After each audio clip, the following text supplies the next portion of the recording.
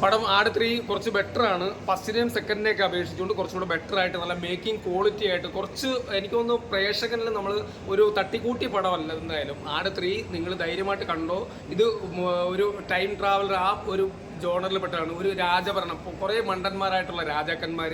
അപ്പോൾ ഈ പടം വിനായകൻ്റെ കയ്യിലേക്ക് വരുമ്പോഴത്തേക്ക് കുറച്ചും കൂടെ ഒരു പാൻ ഇന്ത്യൻ ലെവലിലേക്ക് സിനിമ പോകുന്നുണ്ട്. ഇതിൻ്റെ മേക്കിംഗ് ക്വാളിറ്റി നല്ല രസമായിട്ടാണ് ചെയ്തത്. ഇതിൻ്റെ ഡയറക്ഷൻ അടിപൊളിയാണ്, സ്ക്രിപ്റ്റ് അടിപൊളിയാണ്, ഇതിന് ക്യാമറ നല്ല രസമായിട്ട് ചെയ്തിട്ടുണ്ട്. അതുപോലെ തന്നെ ധർമ്മജൻ രക്ഷയില്ലാത്ത കോമഡിയാണ്. ധർമ്മജൻ പൊളിച്ചിട്ടുണ്ട്. ധർമ്മജൻ്റെ ക്യാരക്ടർ അത് തുടക്കം മുതൽ ഒടുക്കം വരെ നല്ല ബിൽഡ് ചെയ്ത് പോകുന്ന, നല്ല കൊടുത്തേക്കുന്ന ആ പെർഫോമൻസ് കീപ്പ് ചെയ്ത് പോകുന്ന ഒരു ക്യാരക്ടറാണ് ധർമ്മജൻ ചെയ്തേക്കുന്നത്. ധർമ്മജൻ എനിക്ക് മലയാള സിനിമയിൽ വീണ്ടും കാലുറപ്പിക്കുന്നതിൻ്റെ ഏറ്റവും വലിയ തെളിവാണ് ഈ ആട് 3 എന്നുള്ള സിനിമ. എന്തായാലും ഈ സിനിമയാണ് ഫസ്റ്റും സെക്കൻഡും പോലെയല്ല, കുറച്ചും കൂടെ മാസ്സായിട്ട് ചെയ്തിട്ടുണ്ട്. കുറച്ചും കൂടെ കുറേ ക്വാളിറ്റി, സിനിമയ്ക്ക് കുറച്ചും കൂടെ ക്വാളിറ്റി കൂട്ടി ചെയ്ത സിനിമയാണ്. ആ നിലയിൽ പൂർണ്ണതയിലെത്തുന്ന സിനിമ ഫുള്ള് കാണും. എന്തായാലും ബെറ്റർ ആയിട്ടുണ്ട്.